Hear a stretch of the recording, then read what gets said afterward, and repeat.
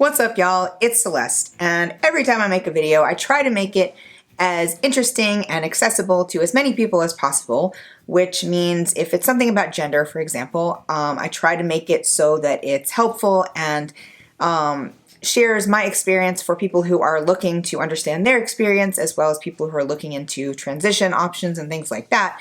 But also I try to make it so that it's informational or enlightening to cis people, or just in general to people who don't have these experiences but just want to understand them better. So this video in particular is still like that, but it's a little bit more probably geared towards cis people, just because I think trans people are more likely to have been exposed to a wider range of gender identities and expressions. But hopefully this will be, helpful and maybe add some clarity to some things that are kind of confusing, honestly. Gender identity and expression can be very confusing and very complicated, and that's what this video is about. I'm going to try to kind of clear up some things and just try to talk about what the difference between those two things are, how they relate to each other, and then, just kind of add my perspective on it. So first of all, what is the difference between gender identity and expression? Gender identity is an internal thing. It's a kind of feeling that you have, not a feeling like a fleeting emotion, but just an internal sense that you have of who you are, just like any other part of your identity, that just is something that you just know, basically. And it's not necessarily something you have always known or that you've always understood, but it's a sense that you have that you just feel. And it's not necessarily about anything external. It's not necessarily about how you present to the world or your body or anything like that. When it comes to things like gender dysphoria and wanting to pass as your identified gender and things like that, that's more trying to get those things in alignment with your internal sense, but that internal sense is there already. That's kind of the point. Like, that's why you're trying to get those things into alignment with it. So everybody has a gender identity, regardless of whether you are trans or cis or gender nonconforming in any way. Everybody has a gender identity. Whatever your gender is, whether it's the same one you were assigned at birth or whether it's a different one that you have come to understand about yourself, that is your gender identity. Everybody also has a gender expression, and what that is more of an external presentation or kind of manifestation of your gender, how you present to the world.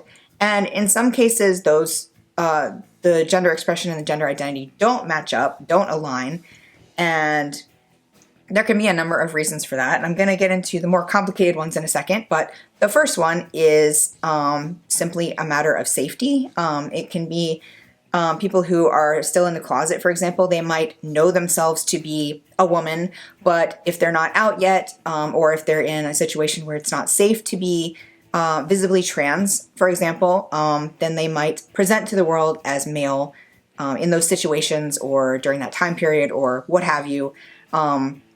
So that can be a deliberate choice to have your gender expression not match your gender identity. But for the most part, most people kind of want those things to line up to some degree. What it means for them to line up can vary. So when I talk about gender presentation or gender expression, what I'm talking about is the external things that you are presenting to the world as a reflection of your gender or the gender that you are in that moment trying to be read as, which can include things like your body, as well as sort of more impermanent things like your clothing, your haircut, whether you're wearing makeup. It can also include things like your voice and your speech patterns, and just things like that. So basically, the way that you are expressing, that's why it's called gender expression, while you're expressing your gender and the way that you want to be seen by others.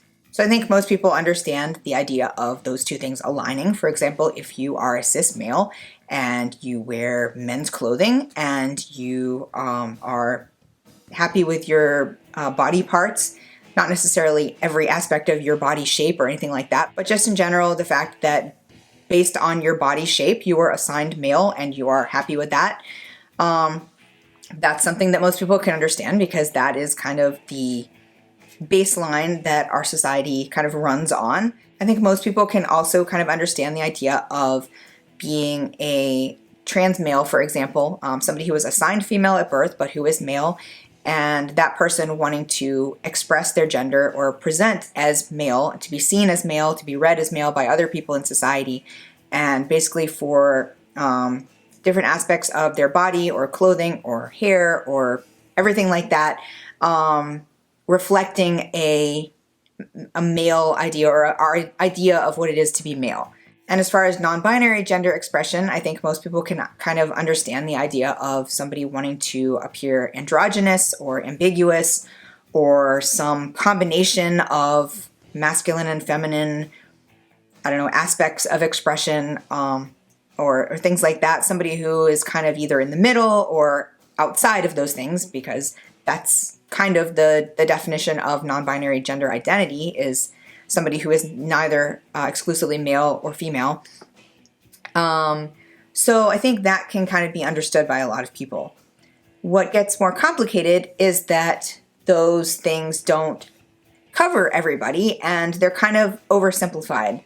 So just jumping back to the non-binary example for a second, I think the popular idea, the popular mainstream image that people have of a non-binary person is typically somebody who is AFAB, assigned female at birth, typically somebody who is white, typically somebody androgynous looking, usually thin, usually able-bodied, and just kind of this particular idea is what a lot of people imagine when they think of a non-binary person.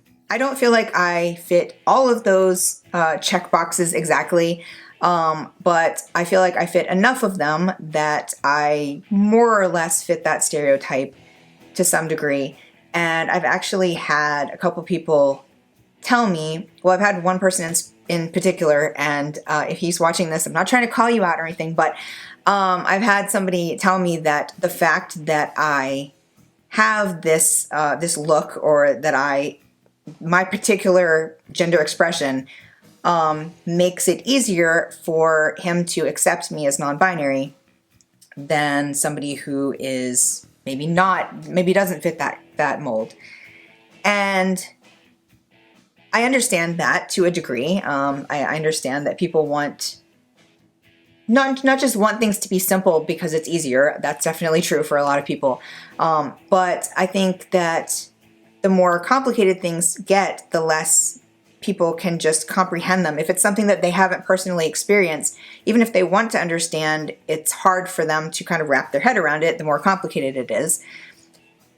So I do understand that to a degree. But when I'm told things like that, it doesn't really make me feel good. It doesn't make me feel like, oh, well, that's great that I'm so easy to accept.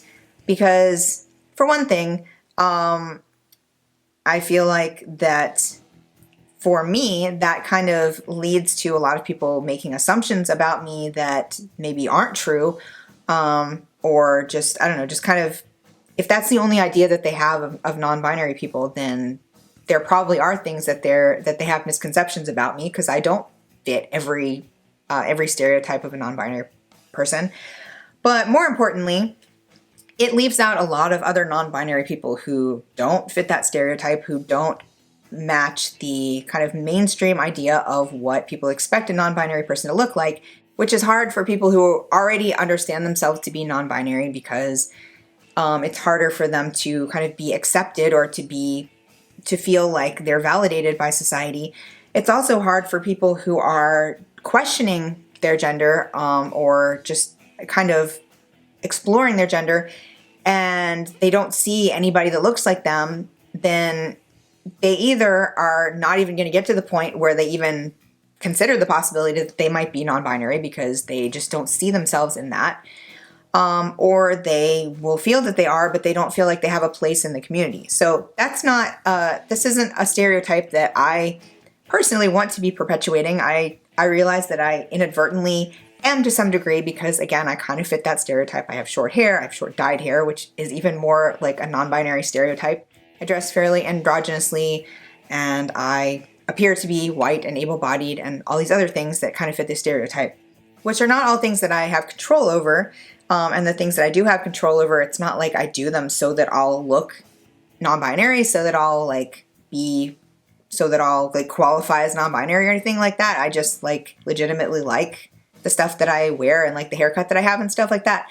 But it does make me feel kind of like I don't know, I guess I feel kind of like because of that, that's one of the reasons that I'm making this video, because I want people who see me and understand me to be non-binary and can accept me as non-binary. I want those people to understand that like this doesn't make me non-binary. Who I am inside is what makes me non-binary, and my gender expression, while I do want it to align with who I feel like I am, this does not signify non-binary any more than the people who don't look like this, who are non-binary, if that makes sense.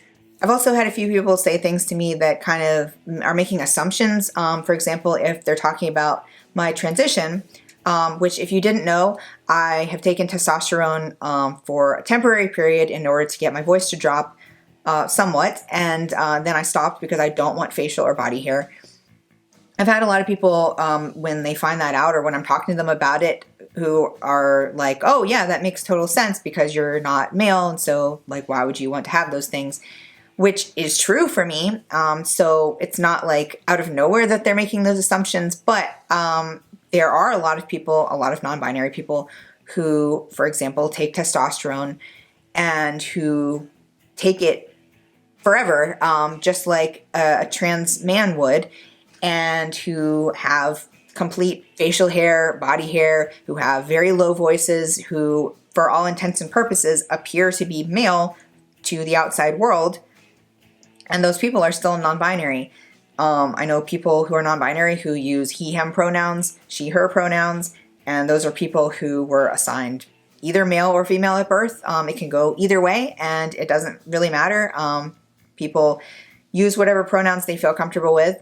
I know some people who are assigned female at birth, who are non-binary, who feel internally very masculine, but have a very feminine presentation. They have long hair that they style in typically feminine ways. They wear a lot of makeup, they wear dresses. If you saw them walking down the street, you would probably assume that they were a cis female, but they're not. I also know people who are assigned male at birth who are non-binary, who, coming from the other side, undergo hormone treatment and possibly surgeries and things like that. Obviously, all of these things vary from person to person, and that's true of binary trans people as well. Not all binary trans people do either hormones or surgery, but if they do, they can do them to any degree, just like non-binary people can. I know a few people who were assigned female at birth who underwent testosterone therapy and or surgery, and who have like full facial hair, but they also wear makeup or wear dresses. And of course, there are also non-binary people of color, non-binary people with different disabilities, non-binary people who are of all different body shapes and types, and just kind of across the board on all these things. And I'm not just going to sit here and list all the permutations of what a non-binary person can look like, because they literally can look like anything, just like anyone of any gender can. My point here is just to give some examples, because I know that a lot of people, especially cis people, are less likely to have come into contact with these types of people with the knowledge that they're non-binary or with the knowledge that they're trans at all. And so because I happen to know a lot of non-binary people and also just am exposed to a lot of non-binary people through different groups that I'm in and through YouTube and other social media and stuff like that, I just wanted to kind of share some examples that might kind of open your mind a little bit to the possibilities. But my point here is actually to kind of explain how gender expression can be very complicated, and it can be complicated regardless of your gender identity. I'm mostly talking about non-binary people in this video so far, mostly because I'm non-binary, but this definitely goes for binary trans people, especially binary trans people who don't kind of follow the stereotypical path of taking hormone therapy and surgeries and things like that, and whose end result isn't a super like completely masculine or feminine appearance.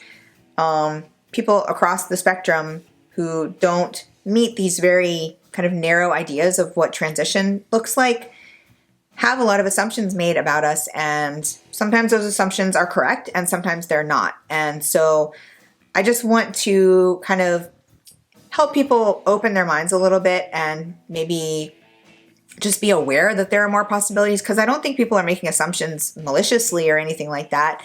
I think they just honestly don't know. And also the fact that most people are coming from the mindset of binary cis people, binary cis expressions or bodies being kind of the barometer by which gender expression is measured, which that's true for most cis people as well as a lot of trans people, because we are also raised in the same society that everybody else is. And it can be kind of difficult to unlearn some of this stuff and to I don't know, kind of get away from these ideas that we have of what it means to look male or female or androgynous or whatever it is. It can be difficult to kind of expand your mind beyond that and to look at people and not make assumptions about their gender, which, that's hard to get away from entirely. That's hard for everybody to get away from entirely. But I think most people who are accepting of trans people, which hopefully is most people watching this video, I think most people want to understand and want to be respectful. And in order to be respectful, they want to understand so that they kind of know what makes trans people more comfortable, or I don't know, just kind of understand so that they're not just trying to like follow a list of rules of how to relate to trans people, but kind of understand more the experience and try to understand like our perspective and where we're coming from, which again, there's not just one perspective or experience. It spans infinity basically, just like it does for everybody else. I know a lot of people's reaction to some of the examples that I was giving would be why? Why would you transition? Like, for example, why would you take testosterone and why would you want to have facial hair? Why would you want to have a deep voice if you're not male? Why would you want to be read as male if you're not male? Why would you use he, him pronouns if you're not male? And the answer to that is probably unique to everybody, but some of the basic reasons could be simply that they like it, that's just what makes them feel comfortable, that they feel that aligns more with how they feel internally. There can also be safety reasons. I know a decent number of people who grow facial hair, who are on testosterone, who grow facial hair specifically so that they can pass as male, so that they can go in a male bathroom, for example, and feel safe there, because being gender nonconforming is not really conducive to public bathrooms, because the more kind of ambiguous your gender is, the less safe it is in either of the male or female bathrooms. So for some people, it is a safety issue. It's not just about bathrooms. It could be just in general being seen as male, or just being read as cis anything can be a safety, like a way to stay safe. But again, it can also just be that that's what they like, that they really like facial hair. They also like lipstick, or they like for taking me for an example, I really don't want facial hair, but I also don't feel female and I don't want to look female. So all these things are different for everybody. The things that they feel comfortable with, the things that give them dysphoria, the things that give them euphoria, all these things can vary a lot. And that's also true of binary trans people. Like I said, not everybody follows the same path.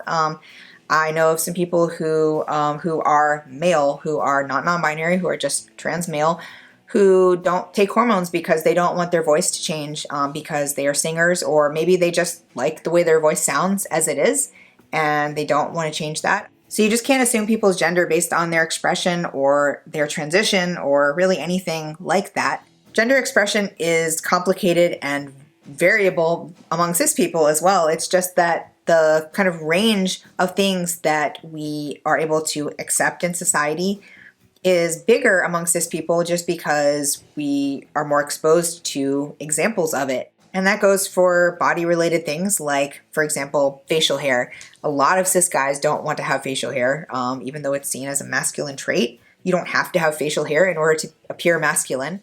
As far as haircut, even though there's kind of this broad idea of long hair being a feminine thing and short hair being a masculine thing, that really varies a lot also, because there are plenty of guys who have long hair who appear very masculine. There are also a lot of women who have short hair who appear very feminine.